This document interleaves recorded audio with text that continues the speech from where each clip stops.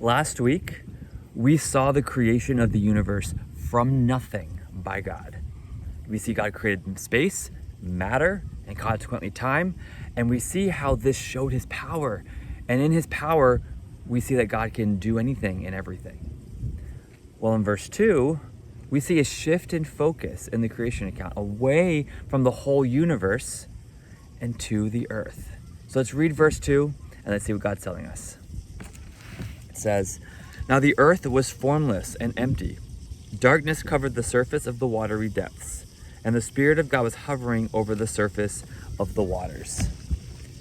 You see, God seems to skip the formation of the planetary bodies, the organization of the solar system, etc., which would be really, really cool to know, but he leaves those details out. And instead, he turns our attention to the formation of the earth, which was formless and void, an empty and unformed place, to which he's going to turn into a paradise of life by his creative power and design. But the question arises, why would he do this? Why does he skip straight to the formation of the earth? Well, I think there are two reasons. Number one, I think the rest of creation is meant to be discovered by man. It provides purpose to our existence. We see in Proverbs 25:2 that Solomon says it is the glory of God to conceal things, but the glory of kings to search things out. The hiddenness of the universe provides an endless pursuit of knowledge that fulfills an innate desire within mankind to discover. And so God leaves it hidden. He gives us these things to search out. And as we search these things out, we discover the infinite greatness of God, who made this infinitely vast universe, which I think humbles us and fills us with awe for him as we discover his design. The second reason why I think God skips straight to the formation of the earth is that the earth, and then eventually life, is the focus of this God-given account of creation. See, out of all of the details of the universe that God could have used to show us his greatness, that he could have described to us, he focuses on the details of the earth. Now again, another question, just more and more questions. Why? Why is the earth the focus? Why does the earth show us God's greatness, and more so than the rest of the universe? Well, I think for two reasons. Again, number one, it points humans back to God as the creator. You see, in the ancient Near East, the peoples would worship the false gods, the gods that were part of creation. They would worship the sun and the moon and the stars. They'd worship the fertility gods. And God's like, no. I created all those things. They're not gods to be worshipped. You are to worship me. In the creation account, what we see is that God is the God of gods, the King of kings, and the Lord of lords.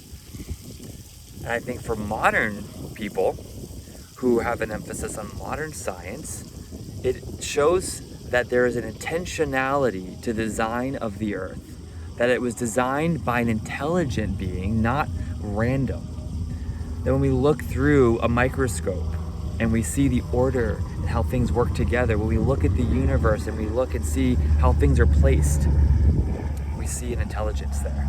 It brings us back to God. So the focus on the earth here, seeing God's design of the earth, points us back to him as the creator.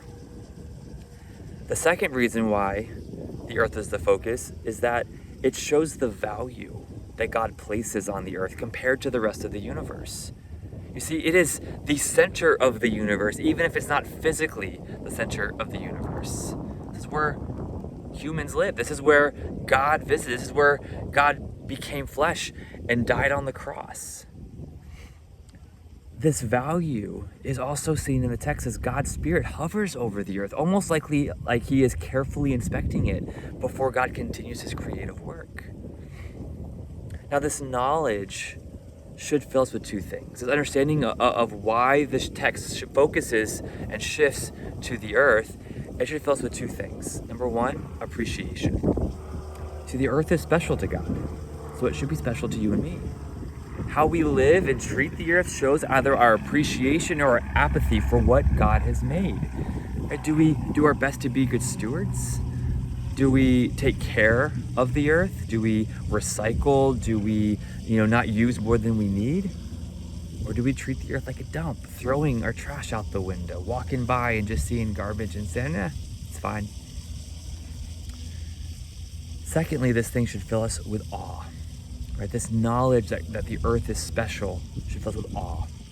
From a lifeless rock, formless and void, God created the beauty and the complexity that we see every day. The birds and the trees and the sky reflect the beauty and power of God and his creation. When my son was not born yet, but when he was in process, when he was growing inside my wife, we got to watch on this app every step of the way, seeing how he grew. It was amazing to see him develop into this complex and human being. I don't know how else to describe it. It was insane.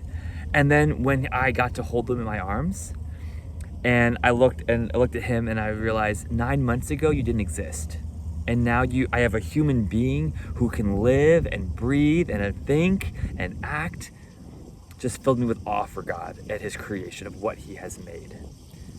When you see life thrive, when you hear beautiful music, when you taste delicious food, when you smell pretty flowers, or feel the comfort of a loved one's hug, are you in awe of God that he created so much from nothing? See, what can happen as Christians as we get older is that we can lose our appreciation and awe for what God has made. As we get older, our view of life goes from wonder to, whatever. Springtime, it's beautiful. Here in Florida, it's 72 degrees. It's wonderful. And for some, it's a beautiful time. And for others, it becomes, it's a pollen apocalypse on my allergies right now. Seeing the mountains as a Floridian, I don't have any mountains here. But when I go and see mountains, it's amazing. But as people who live in the mountains, whatever. See, constant exposure to things reduces our awe and appreciation. So the conclusion is this: how do we get it back? How do we return the awe and appreciation for God's creation? And I got one simple application for us. Just pause and reflect. Take a moment each day to pause from your busyness, to pause from your schedule, your routine, and just observe the world. I mean, something simple as watching a squirrel and thinking about how it's alive, how God made it to find food and make a nest and reproduce and live. I can't make anything like that. Mankind has not made anything like that. That's awesome. Look at even a gross retention pond and see that there exists within that an ecosystem that operates by God's design. There is bacteria and plants and fish and birds and other animals, and they work together to live. There's an infinite number of things in which we can find awe and appreciation for because God put special attention into this earth.